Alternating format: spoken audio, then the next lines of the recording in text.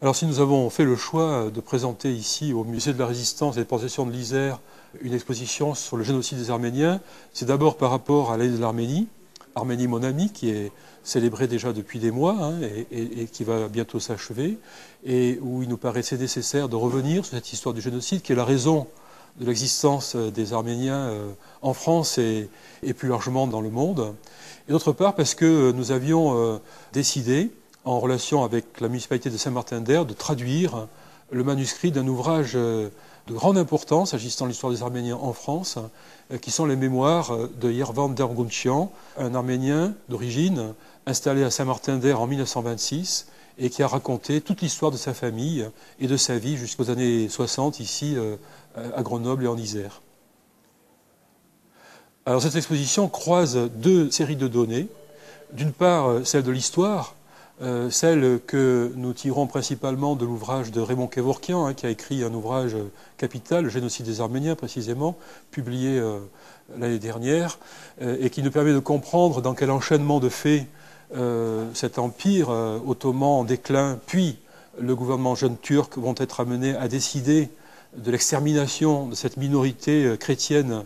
en pays musulmans que sont donc les Arméniens, et quelles sont les mesures qui vont être prises, et notamment celles des déportations, qui ont ni plus ni moins que pour objectif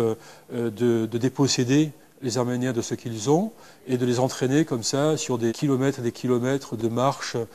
pendant lesquels ils vont s'épuiser et mourir. Car c'est ça, le génocide des Arméniens, c'est une extermination par épuisement. Et d'autre part, les autres données, eh bien, c'est celle des mémoires de Yervan Derguntian qui, en fait, rend cette histoire encore un peu plus vivante, puisque nous suivons les périples de cette famille qui d'abord réussit à demeurer près de Constantinople, dans le petit port de Bandirma, grâce au père de Derguntian, qui est prêtre, qui est curé, et qui va pouvoir subsister un moment, et ça va permettre d'ailleurs à Derguntian d'observer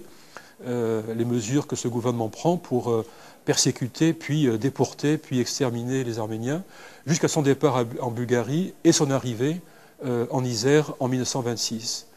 Et l'intérêt de ces mémoires, et c'est ce que nous voyons aussi dans l'exposition, c'est de voir comment cette communauté va s'organiser ici, à Grenoble, en Isère, et sa réaction par rapport à cette histoire terrible qui vient de lui arriver va être de conserver la langue arménienne, de maintenir le culte de l'Église apostolique arménienne, de multiplier des spectacles, de théâtre, de danse, afin que, au-delà des 1 500 000